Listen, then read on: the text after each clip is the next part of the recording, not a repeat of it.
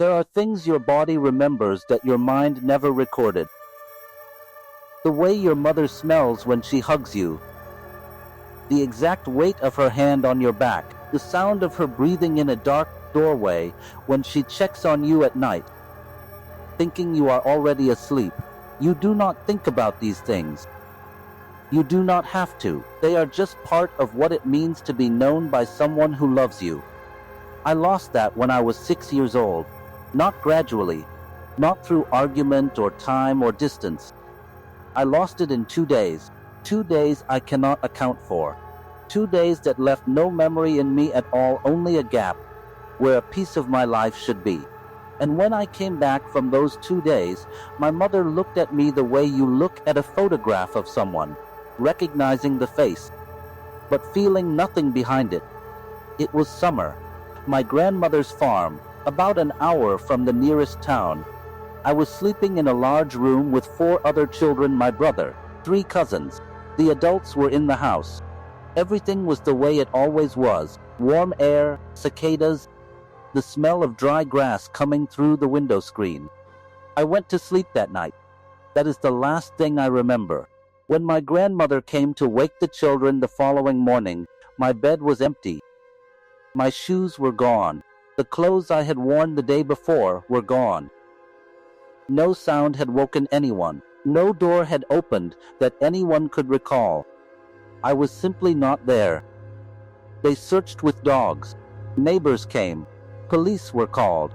My parents drove hours to reach us.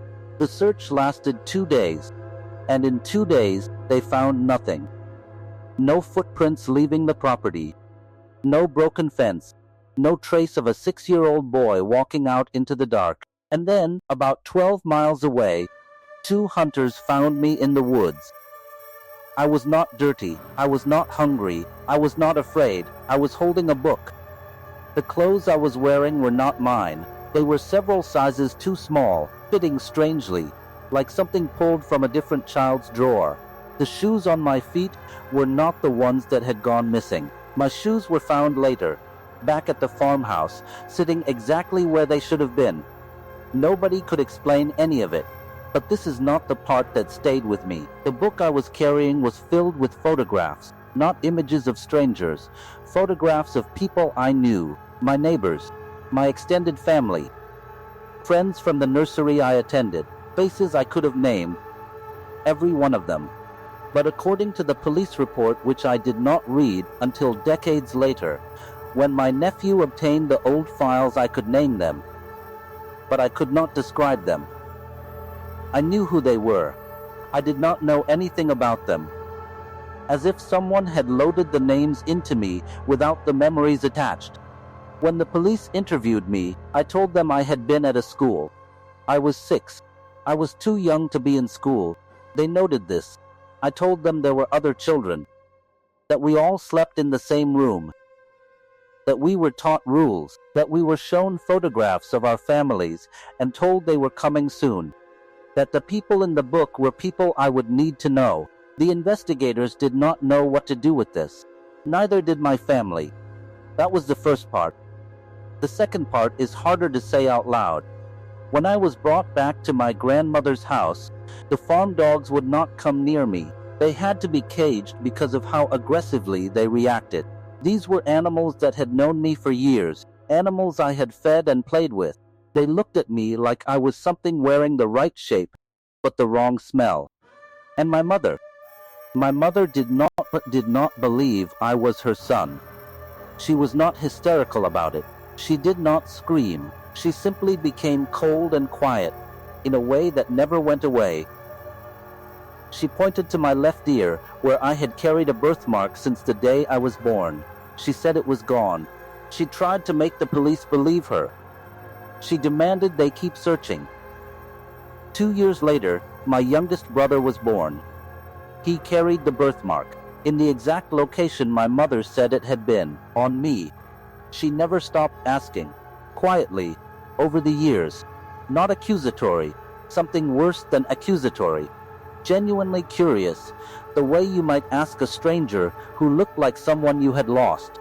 She would look at me across a dinner table and ask, almost to herself, "Who are you?" I joined the military. I became a pilot. I flew for 15 years. I built a life out of motion, out of altitude, out of being somewhere that was not any single place. I do not think that was an accident. Here is what I have spent 35 years trying to reconcile. The clothes that did not fit. The shoes that were never mine. The book of faces with names but no context. The dogs. My mother's eyes. My brother's ear. And the thing the police wrote in their notes, which I read only once before putting the file away. When asked where I had been, I said I was from a school. When asked who had taught me, I said they taught me who I am and how to be me. I do not know what that sentence means. I have tried to understand it for most of my life. A 6-year-old does not say something like that. A 6-year-old does not think in those terms. Unless someone taught him to say it. Unless someone needed him to believe it. I am in my 50s now. I have a family. People who love me. I have, by any measure, lived a full life. But there are nights, not often, just sometimes, when I wake in the dark and lie very still, and I become aware of my own breathing, my own face, my own hands.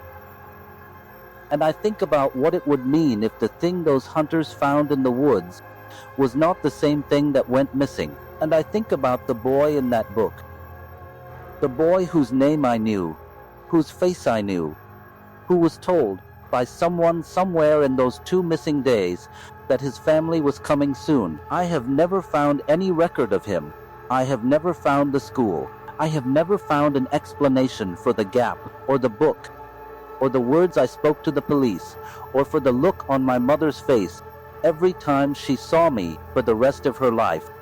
But somewhere, in a file that was never fully investigated, in a record that may not even exist anymore, there is a 6-year-old boy who went to sleep on a summer night at his grandmother's farm. I think about whether he ever came home.